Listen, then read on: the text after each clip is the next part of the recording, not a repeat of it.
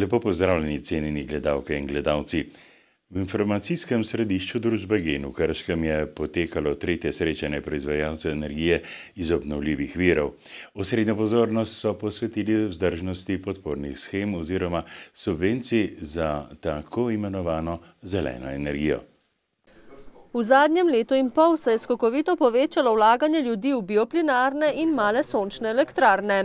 Iz vlade je zato slišati, da ne bo več subvencij za naložbe v obnovljive vire. V Gen-I-ju kot zastopniku proizvajalcev v odnosu do vladnih institucij pa pravijo, da je treba shemo uravnovesiti. Nenazadnje, shema je tudi v Evropski uniji potrjena do leta 2020, se pravi mora zdržati do 2020 in že danes govoriti o tem, da ne bo zdržala, bi bilo za moje pojme kar otročje, ne pa samo neresno.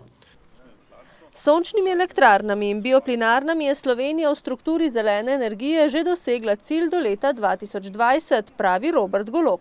Zato se sam nagibam k temu, da bi predlagali moratorij od 1. januarja naprej, ne prej, ampak od 1. januarja naprej, moratorij na oba ta dva vira, dokler se ne razčisti situacija, ali je vzdržno, da jih potem nove vire še podpiramo.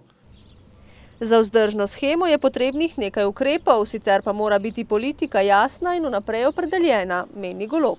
Ključni cilj je, da kdorkoli je pa že investiral, katerikoli vir, seveda njegova investicija ne sme biti ogrožena.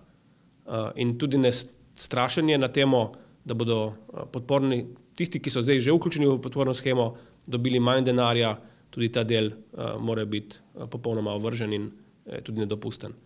V Genu pa medtem nadaljujejo s pripravami na gradnjo drugega bloka jedrske elektrarne. Želijo, da bi vlada čim prej sprejela nacionalni energetski načrt. Mi pa tudi pripravljamo poseben zakon, ker mislimo, da bo treba opredeliti v Sloveniji tudi s posebnim zakonom te zadeve jedrsko področje. Kot to počnejo sosednje države z jedrskimi elektrarnami, ki so se odločile za njihovo dogradnjo, izpostavlja Novšak.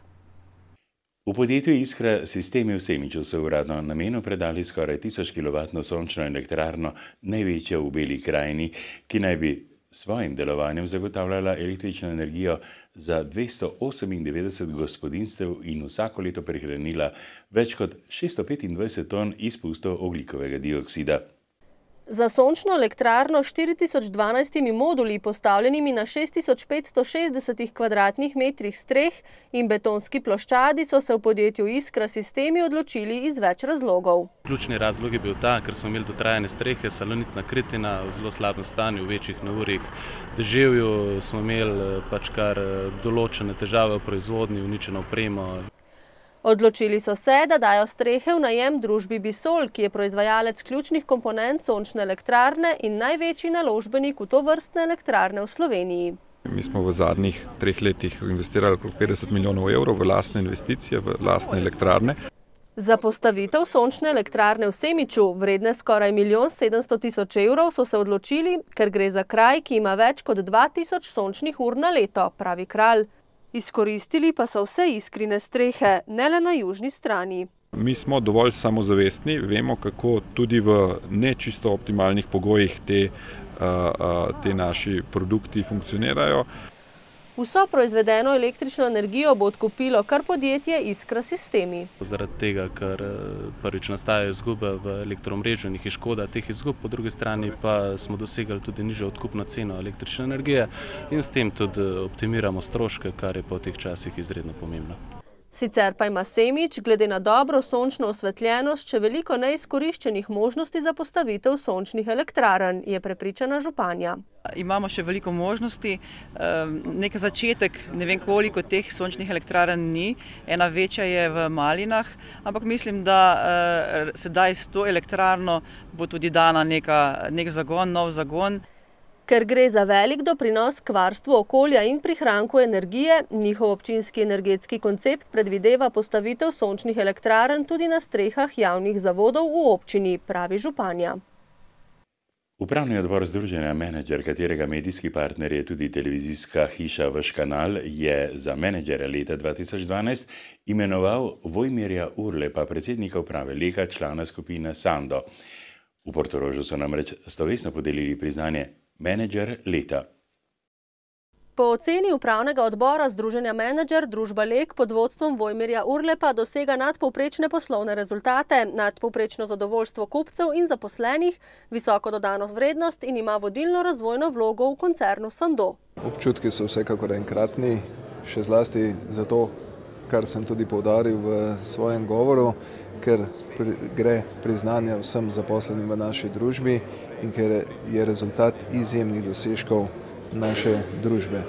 Osrednji del programa kongresa je bil sicer posvečen razpravi o reformi trga dela. Danes, ko so kongres tudi sklenili, pa je bil v ospredju pomen dobrih odnosov znotraj podjetij za doseganje visokih ciljev.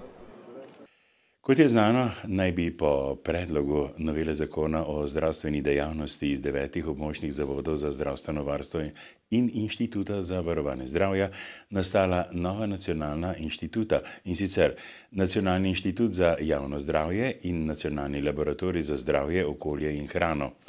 Kaj bo takšna reorganizacija prinesla, se ne bojijo zgolj v zavodih, ampak tudi v občinah. Mestna občina Novo mesto je med tistimi, ki je z dopisom Ministrstvu za zdravje že protestirala proti novi organiziranosti zavodov za zdravstveno varstvo, je povedal župan Alojzij Muhič. Kot pravi, s tem uničujejo zdrave in učinkovite ustanove, kot je novomeški zavod. In nikakor ne mora to iz enega centra voditi.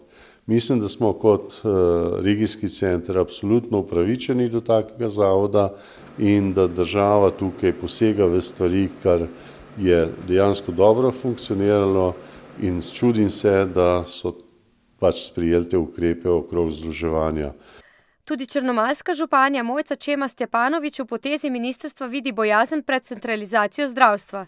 Po njenem bo tako Bela krajina ostala Bela lisa. Zavod za zdravstveno varstvo Novo mesto dobro dela na našem območju, tudi izpelje projekte in tudi dobimo informacije, za katere se upamo seveda v dobrobit zdravja, kar se tiče belokrajinskih občin, kar se pa bojimo, da v bodoče ne bi bilo tako. Pojavljajo se tudi vprašanja, kako bo zaposlenimi. V kratkem pisnem odgovoru iz Ministrstva za zdravje sporočajo, da o odpuščanju v sklopu reorganizacije ne razmišljajo. Zagotovo pa bo treba določiti delovne naloge zaposlenih v obeh javnih zavodih in njihove pristojnosti, so zapisali. Sicer pa je zdaj na potezi Državni zbor. Vlada je namreč predlog zakona o spremembah in dopolnitvah zakona o zdravstveni dejavnosti poslala v obravnavo in sprejetje Državnemu zboru po rednem postopku.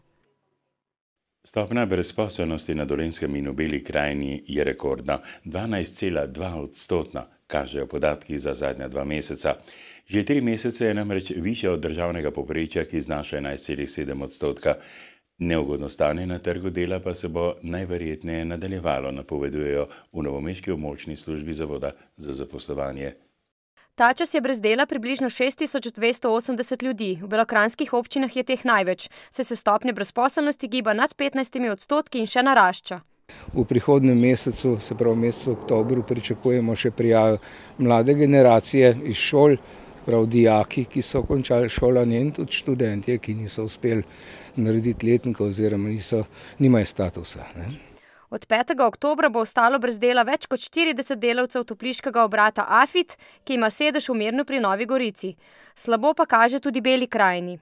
No, nekaj manjšega prihoda je tudi napovedano za Črnomelj, iz Sekopa. Ne vemo pa recimo, kaj se dogaja v zvezi z Revozom in njegovimi dobavitelji. Tukaj je situacija še precej nejasna. Uradnih napovedi pa nimamo. Kljub temu, da odpuščanja niso napovedana, so delavci Revoza zaskrbljeni in se že obračajo nanje, dodaja Verbič. Obeti na področju zaposlovanja do konca leta so tako vse prej kot rožnati. Kakšnih najavljenih večjih zaposlovanj zaenkrat nimamo, računamo pa deloma na efekte teh različnih subvencijskih razpisov, ki potekajo zdaj. Teh se kar poslužujejo, tako da po današnjih podatkih bo do konca leta realiziranih okoli 100 samozaposlitev. Letos se je tako prek subvencijskih programov samozaposlilo dobrih 70 ljudi. V Črnomaljskem Sekopu so zaprli zadnjo montažno linijo kompresorjev, kar pomeni, da je brez dela ostalo novih 20 delavcev, med njimi tudi 15 delavk, ki se počutijo izigrane. Ker so tudi njihovi zakonski partnerji delali v programu montaže, so septembra lani podpisale dogovor, da gredo njihovi možje na zavod, kar bo njim omogočilo zaščito pred odpuščanjem, pravijo. Pač je bilo rečeno, vi ste tukaj, dokler je kaj od te firme. Včeraj smo pa zvedeli novico, da pač to več ne velja. Lansko leto ni bilo nikjer omenjen datum 30.6., da se program zaključi in 1.7., da je programa konec, da je naše zaščite konec. Ne, to nam ni noben takrat povedal. Dokler je Sekop, bomo in mi. Dokler obstaja firma, obstajamo mi notri. Naš sindikat o temu ne ve nič, njim je to vse normalno. Predsednik sindikata ni želel odgovarjati na naša vprašanja, je pa pred kamero stopil generalni direktor podjetja.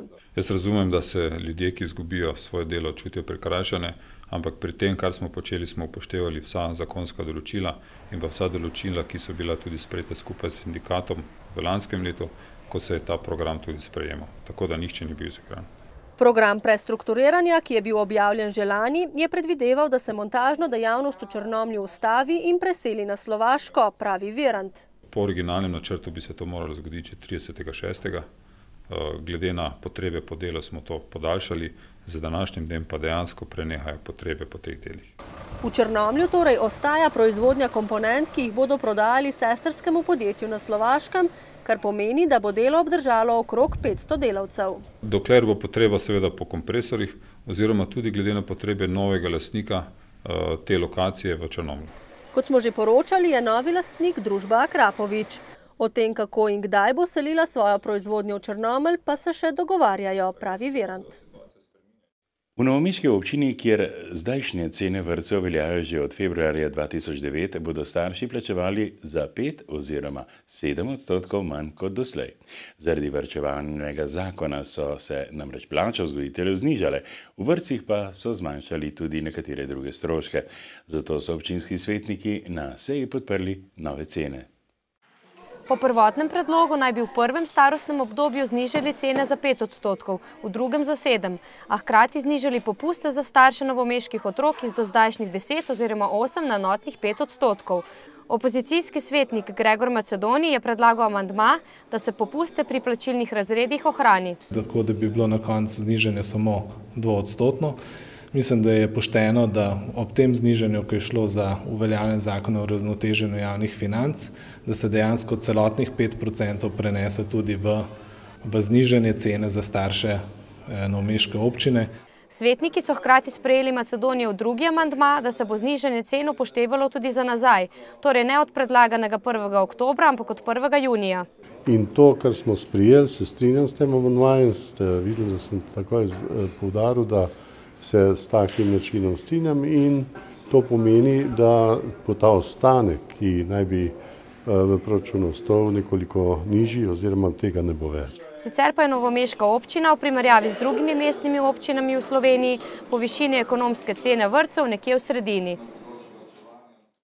Knjižnica Pavla Golije Trebnje, ki je bila ustanovljena leta 2009, opravlja knjižnično dejavnost za 4 občine.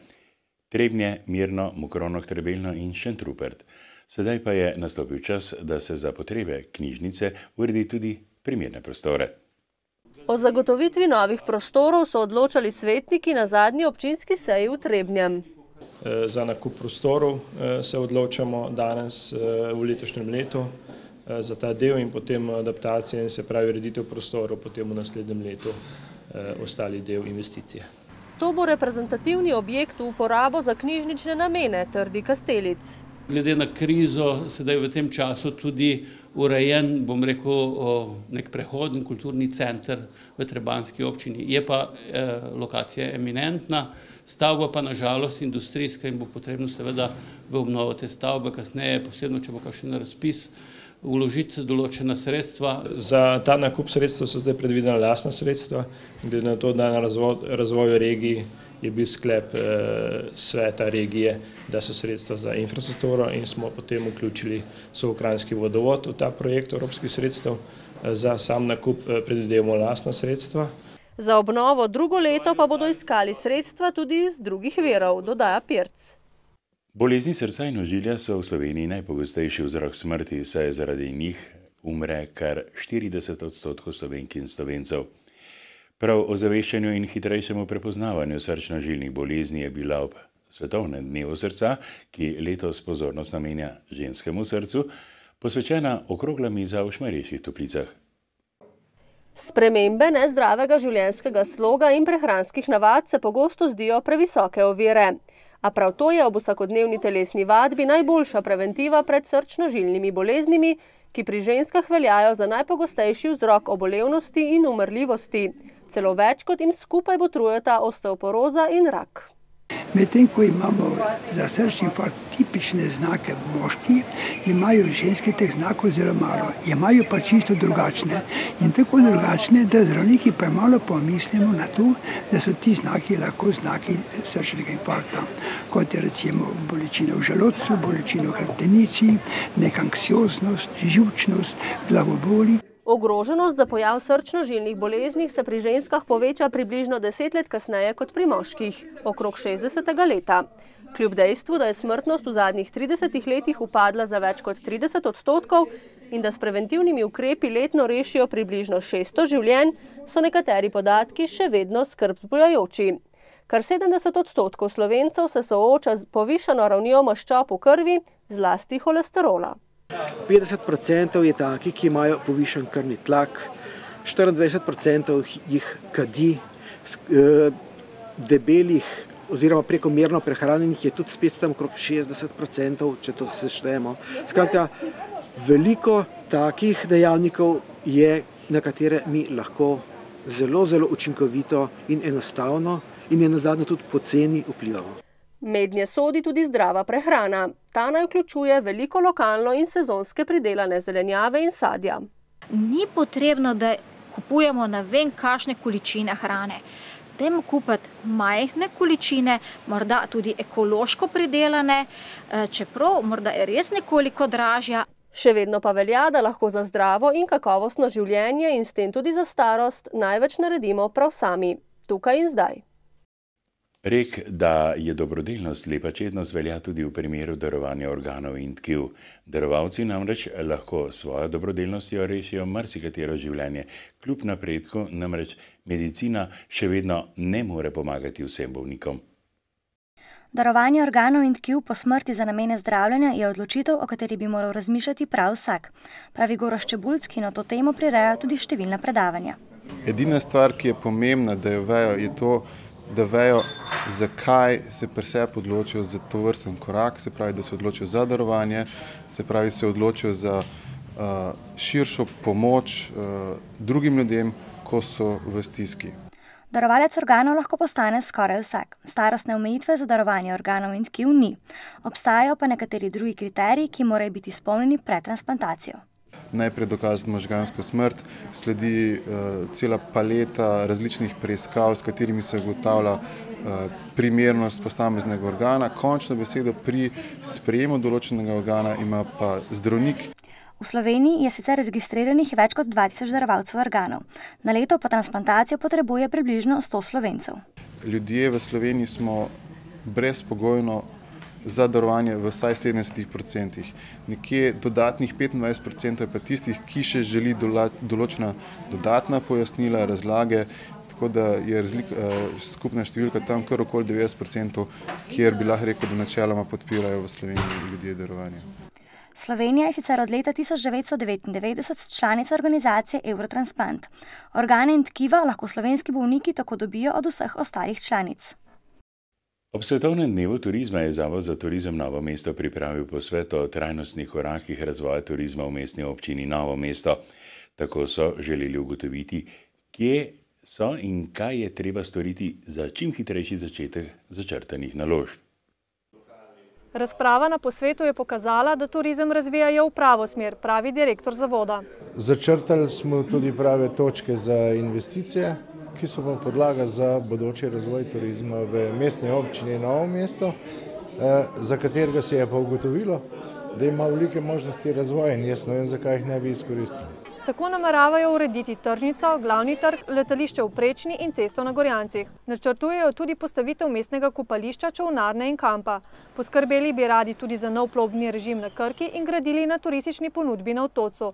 Posebno pozornost so na posvetu namenili tudi zaprtju glavnega trga. Ključno pri celi operaciji je seveda prometni režim.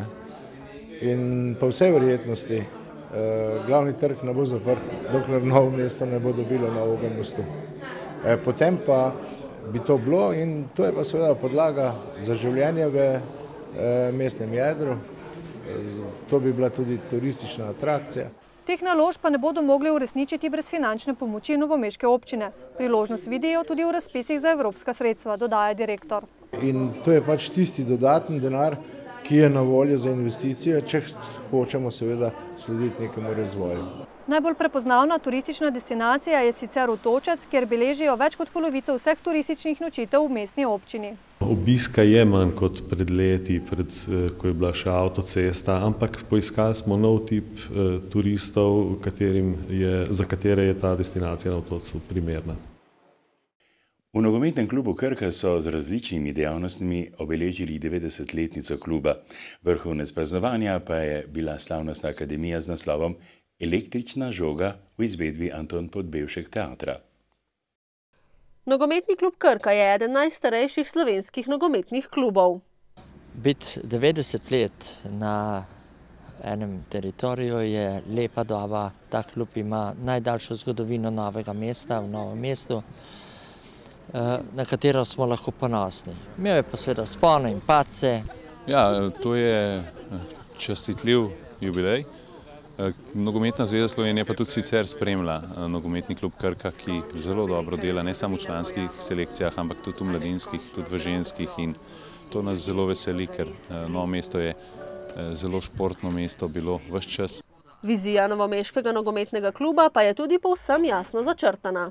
Največji mejniki kluba so prvič vhodi po, govorim, novejši zgodovini, prvič vhod v prvo slovensko ligo, kar je naš cilj tudi danes. Vizija kluba je seveda odvisna od nekaj dejavnikov, ampak definitivno mislim, da smo na pravi poti.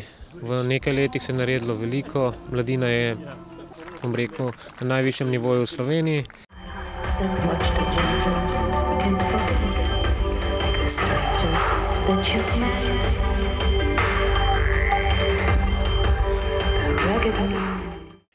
Nova košarkarska sezona se je začela. V superpokalni tekmi sta se v Grosuplju pomerili lanski državni prvak novomeška Krka in zmagovalec pokala Ljubljanska Union Olimpija. Lovorika pa je že tretjič zapored romala v roke Dolencev. Novomeščani so v prvem polčasu vodili že za 10 točk, a so Ljubljančani s serijo 13-0 prevzeli vodstvo, ki so ga v drugem polčasu povečali na 10 točk naskoka, nato pa je sledila boljša igra Krkašev, ki so v napeti končnici zadržali težko priigrano prednost in slavili 84-81. Mislim, da smo igrali dobro obrambo, čez celo srečo, manj nas je iz tira vrgel Blažično s temi protinapadi, ker nismo rajda rešitve, predvsem v prvem polčasu. Ampak mislim, da na koncu smo pokazali ta ekipni duh. Smo se dvignili, zadeli tudi mi par trojk v odločilnem trenutku. Mislim, da smo kontrolirali danes celo tekmo, razen imeli smo visok padec tam v drugi četrtini, v zadnjih 3 minutah, kjer so oni prišli v eno serijo trojk in s tem takoj spremenili rezultat. Ja, prvo v Krki kot kapetan. Lahko rečem sem, da sem ponosen in pa čestito bi fantom za pustili so res srce na terenu, tako da se je to obrestovalo. Pred srečanjem so v novomeškem taboru poudarjali, kako pomemben je zmagovit začetek nove sezone. To smo hoteli, mislim, da nas bo ta tekma ponesla, dvignila, igrali bomo še boljše, dobili večji zagon in komaj čakam na tekmo v nedeljo. Ja, sigurno, to smo že govorili pred tekmo, da tale tekma nam mlada krila s to zmago. Mislim, da smo dobili malo na samozavesti in da bomo probali sam let na spodnike predstaviti. Prva tekma v regionalni ligi ABA bo v domači športni dvorani Leona Štuklja že v nedeljo, ko bo Krkin gost madžarsko moštvo Solnoki Olaj. V Kostanjevici na Krki so imeli kraljevsko trgatev. Grozde je bilo sicer manj kot trgačev, med katerimi sta bila tudi vinska kraljica in cvičkov kralj. A tukaj ni šlo za delo, temveč za často brati potomko najstarejše trte na svetu. Pred 10 leti so cepič mariborske kavčine ali modre frankinje posadili k južni steni samostana, kjer se je lepo razrasel. Med letom skrbi za to trto naš član, gospod Jože Klemenčič. Drugače pa smo bili zelo aktivni v društvu vinogradnikov pri sploh temu, da je do trte prišlo v naš kraj. Čeprav je trta letos bogato obrodila, na trgatvi niso napolnili niti cele brente. Grozdje so namreč pokradli, kar se prej ni dogajalo, je bil ogorčen predsednik društva vinogradnikov. Tudi letos je bila ščitena z mrežo proti kljunom in rokami, ampak tiste roke, ki so žlehtne, tudi to zmorejo, da mrežo raztrgajo. Ker je bera skromna, bodo te vinske kapljice za protokol še bolj imenitne. Ja, mislim, da je malo sem poprobil na skrivaj, ker vsaka jagoda velja, ne? Ampak je zelo sladka, zelo aromatična, tako da mislim, da bo en lep vinček ratov z tega. Cvičkov kralj je zadovoljen tudi z letino v lastnem vinogradu nad Čatežem. Morda mu uspe krono obdržati še v naslednjem ocenjevanju. Suša, moram reči, je malo škode napravila. Posamezni trsi so mogoče malo, drugače smo pa kar z letnikom mogoče malo manje cukra kot lani in smo super zadovoljni. Stanjem v slovenskih vinogradih je zadovoljna tudi vinska kraljica. Kot nekdanja cvičkova princesa in aktualna vinska kraljica Slovenije spremljam celotno zadevo z budnim očesom po celotni Sloveniji, vseh treh vinorodnih deželah in je izjemno prijetno, kajti grozdje je kvalitetno. Trgatev še ni bila tako zgodaj kot letos in tudi mošt bo dozorel pred svojim praznikom Martinovim. Verjetno je grozdje lažje krasti, kot pa ga pridelati. In ne verjamem, da bo iztisnen mošt počakal do Martina. Sicer pa, glede na zadnje dogodke, še dobro, da je šlo samo za grozdje. Do našega naslednjega srečanja se imejte dobro.